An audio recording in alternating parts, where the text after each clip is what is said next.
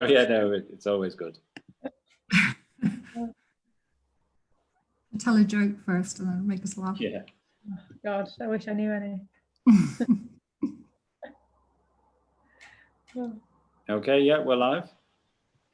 Okay, hi everyone. Today we've got somebody that I am very excited to meet. We've had some chats before, but she's kind of a bit of a local hero, I think.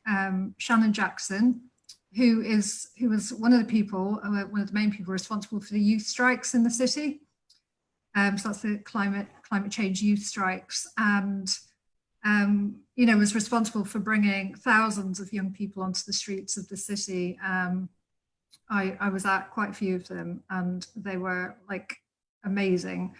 And so we're going to have a chat with Shannon, a fairly informal chat about all sorts of things. It's part of our Lead by Example series of conversations with people who are actually leading by example in the city. So that fits really well. So I will just tell you a little bit about how I met Shannon, which was at the youth strikes, and we had a bit of a chat about how we could come up with some ideas actually to sort of broaden out that message beyond through a TV documentary. And one of the things that came out really strongly in that was the anxiety that young people feel around climate change. And we had a really long chat about that, and it'd be really good to explore that with you, Shannon. I know at the time you were sort of explaining just from yourself that there was this big weight often that you're sort of carrying around, and that was quite common amongst people that you've met. But yeah, it'd be good to hear a bit about that, but also like how you managed to pull that off, like, those youth strikes one after the other. So I'll hand over to you and you can tell us a bit about that. And we've got Rob, obviously, from Zero Waste Leeds as well here, who's going to be looking at your questions. So please send questions in as well. Yeah, I will do. Yeah. Oh gosh, we're getting questions coming in. Be kind, anyone that sends anything. Yeah, thank you for offering the space. It's really nice to be here, and I feel quite honoured to be in the kind of Leeds by Example stuff. Leeds is a great city, so thank you. We just, I suppose I'll chat a bit about the strikes first, and then move on to the eco-anxiety query. I guess the first thing would just be to throw out that the strikes, yeah, definitely wouldn't have been able to be done by just one person or even a small group of people. I totally share. They were amazing experiences, and perhaps some of like the most, I think they'll stick with me in terms of my activism and outlook on kind of a lot of things that we're aiming for and that are really positive.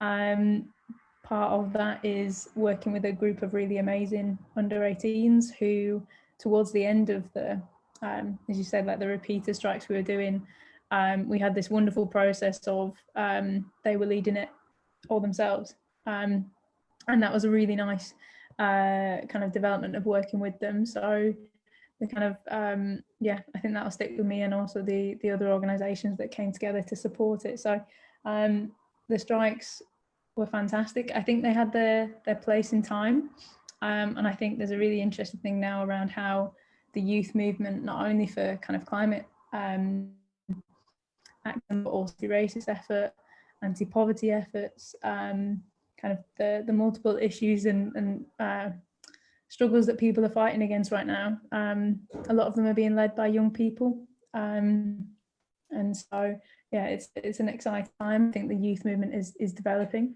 particularly in the climate space as well. It felt like the first time. So I was just going to say, it just felt like the first time I'd seen that many young people out on the streets, and even just any people, not just young people, but to see that many out, it was just amazing. It was, it brought a tear to my eye, and actually that was quite common, like at those strikes, so you'd see people just really emotional about it. So it was an amazing thing to have achieved. But yeah, it'd be interesting to hear about how you're going to move forward from that. Yeah. Could I ask a question about? I'm interested in how. I mean, tell me if I'm wrong, but my memory is that you know, a lot of the movement with local councils, including Leeds, to declare a climate emergency did come out of really the, you know, a response to the youth strike. I mean, what did you have quite a bit of contact with the council on the back of the protests? Yeah, definitely. So we got invited right before they declared climate emergency to kind of an internal meeting where they basically just said, you know, we're listening, and this is one of the main reasons why we're announcing this, and we want to invite you into the space to also have that time with councillors. And I think that, yeah, I think that to a lot of young people showed how much power they can have, and I think, you know, particularly around this idea that sometimes you have to break the rules in terms of skipping school when the rules are, you know, they're not actually meeting the end goal of a safe, better society. So I think it showed them that sometimes they have to critically engage with the stuff around them, and you know, and that they have power in doing that. So I think that was really important.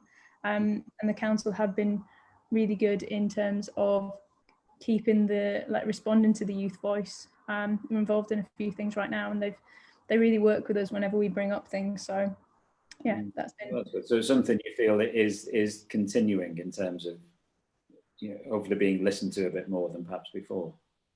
Yeah, I think there's still room to be made in terms of. I think it's really hard to get voices consistently heard unless you build it into structures.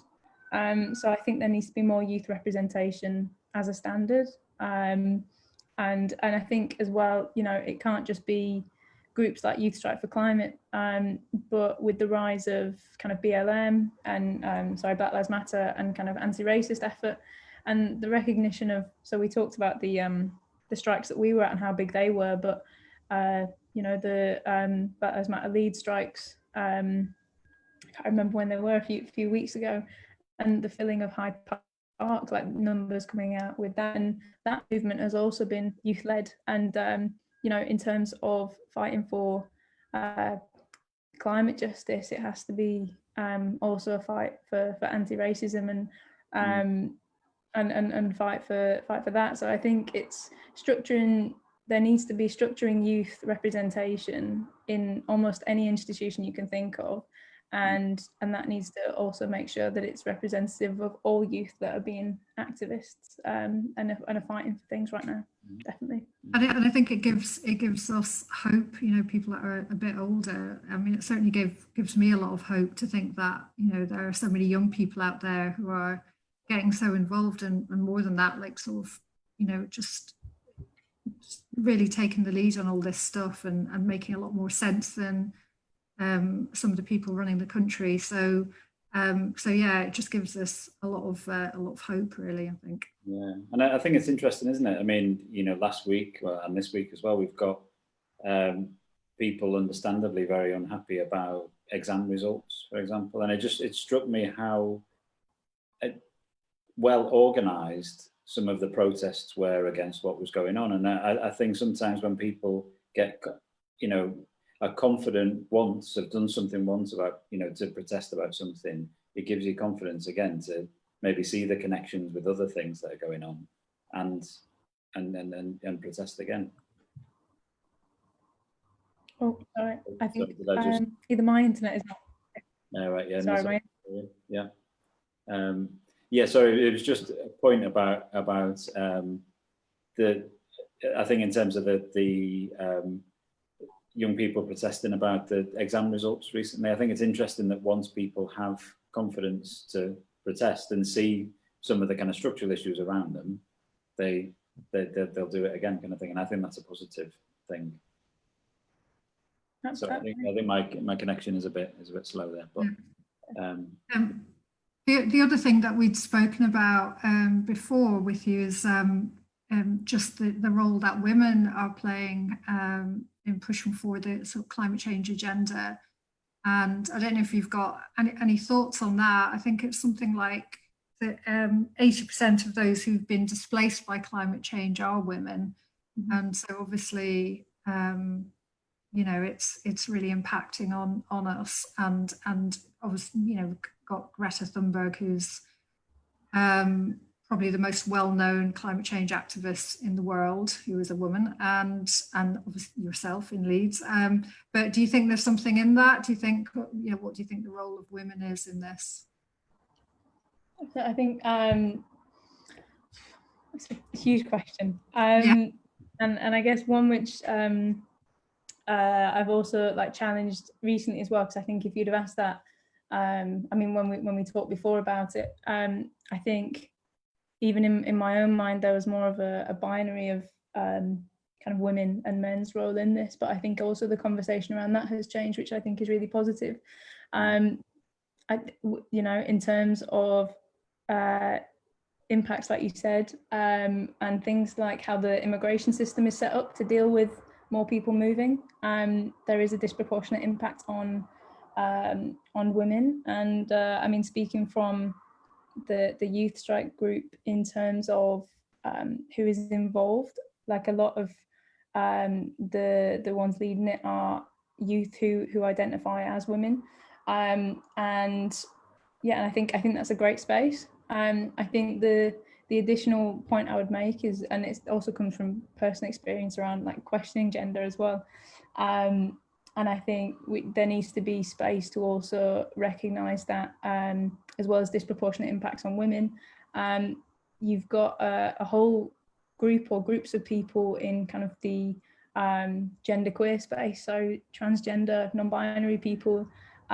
who also face kind of disproportionate impacts, and who are also central to the response right now. There's a huge community of queer activists who are not only involved in the environmental fight, but in loads of things of social justice. And you know, the recent recognition right now in terms of coming from myself around the importance of trans and non-binary people in, for example, the fight for the Pride movement, and my ability to as a queer person to love freely, and that was a history that's been absolutely lost. So I think even within my kind of own education of where I've come from, and I think so within the climate space, I think it's this idea of intersectionality of there are multiple fights happening and multiple voices, and we need to also make space to recognise those people who are maybe. And that, it strikes me that I think your generation is kind of gets that stuff probably better than, you know, my generation and previous generations before. Do you know what I mean? And I think again that's a kind of positive thing, that it's acknowledging the complexity in all of that. But I think that is a really good positive thing. Like working with so like even before I was doing kind of climate activism and I guess like more kind of social justice engagement, I was a cricket coach with young people. It's a very like a different role, but I think it was this. There's always been this great thing about working with kind of the under, not even just under 25, but under 18 as well, like category of age groups, and it's this openness to ideas, and to like, there's not a baggage of like, I think this, I think that. It's kind of, you know, everyone can bring stuff to the space, and I think like you were saying, there is this this openness to complexity that I think as you get older, maybe we get tired around it or something, but there is this and linking up issues, and I think that is really positive, and it's one of the main reasons why I think there needs to be, you know, youth-led action here, and why we need to structure youth representation into stuff, because they are bringing that to those spaces, and opening up spaces for the youth strike for Leeds group right now.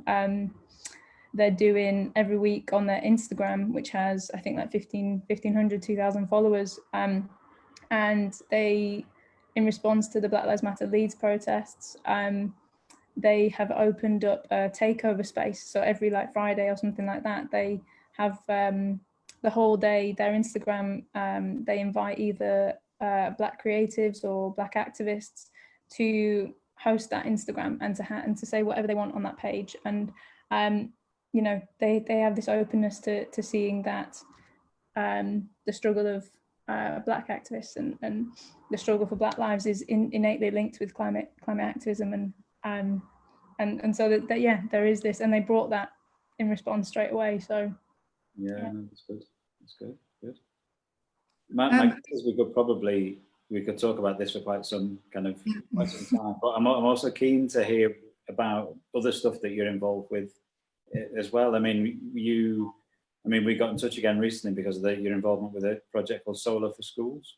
So I mean, could you tell us a bit about that that project? Yeah, sure.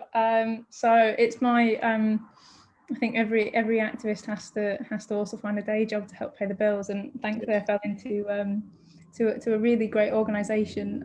So the Solar for Schools kind of project or program, it's a non-profit organisation that's been working since 2015. It's based all across the UK, and it's basically a program that works with schools who want to go solar, and they fund the entire process, and then they also use the income that you gain from selling electricity to the school and to the national grid, to then fund long-term education in sustainability for students. So that's kind of the program. They've got 60 schools across the UK now. They're one of the biggest organisations in community energy, because so community in the sense that the ownership of the solar panels is the organisation, but the organisation is a kind of cooperative structure. So the schools become members of Solar for Schools Community Benefit Society, so once they've gone solar, they actually, through the organisation, own the solar panels as well. So they get all the profit from their project, and they also get that kind of community ownership. So that's the organisation and the programme. Very good. And what's your role in that? What are you doing? So I work with schools and students and councils, dioceses, so like church organisations that control lots of schools as well. So I'm in charge of basically trying to get as many schools going solar as possible, and working with loads of different stakeholders to do that. Because I looked, when we were setting up Zero Waste Leeds, we looked at a few different issues, and community energy was one that we looked at. And it was interesting, we did a little bit of research into solar, and actually there is quite a bit of detail to work out, isn't there, about who owns the roof and all that kind of stuff. Do you know what I mean? There are complexities to it sometimes. Definitely, and I think it's one of the main things that I found is that the vision is the most exciting part, but you have to do the everyday, working out who owns things, and doing the planning applications and all of that stuff to kind of meet the end goal. Yeah, because I mean, that was going to be another question I was going to ask you, really, because I think there's often an interest in, you come to a lot of what you do as an activist, and then particularly in Solar for Schools, you're being an entrepreneur as well. Do you know what I mean? And I'm kind of interested to know whether one informs the other. Do you know what I mean? In terms of, do you see what I mean? And is there anything there in terms of how you're trying to do your work that your activism has informed as well? Definitely. I think it's one of the things that I am increasingly trying to do is link up the different parts of my life, and I think it's I guess it's also trying to help me in terms of making sense of it all. Like, where does it all sit together? One of the projects that I'm really excited about is trying to link up my youth work with Youth Strike, with Solar for Schools. And so there's a big problem in community energy and all energy and clean energy access, that legacy, like everything, there is a north-south divide. So if you're looking at who has solar, lots in the south, not much in the north. We don't have a lot of sun. And so it means that people are just less keen to offer things like no cost programs to schools up here, because it's less attractive financially.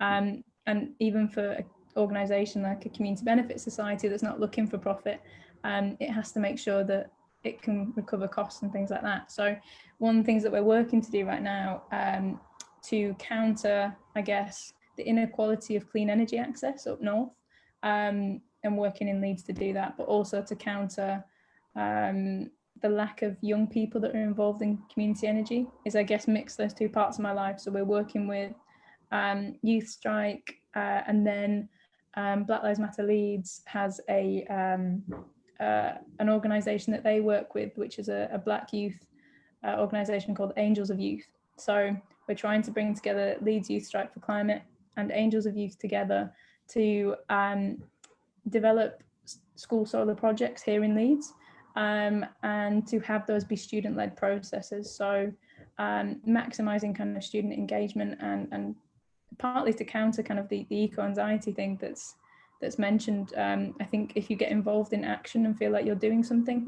so for example, taking your school solar, I think it's really empowering process for anyone, and it makes you feel like it's less overwhelming. So we're doing that, and I think that's me trying to mix my youth work in Leeds with what I can offer with Solar for Schools and being part of this organisation.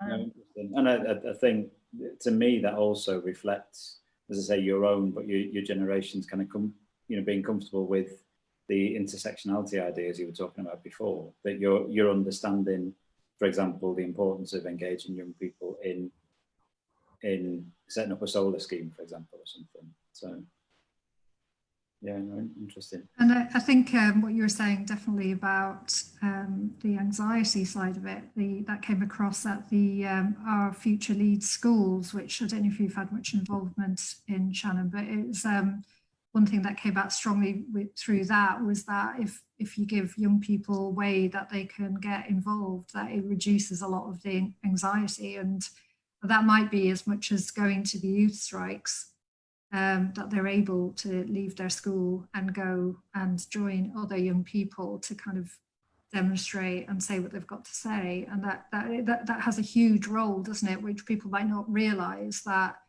it's a lifting for many, many people of that anxiety to join with others on the streets. So but getting involved in any kind of anything that means that you're making some kind of difference is so important.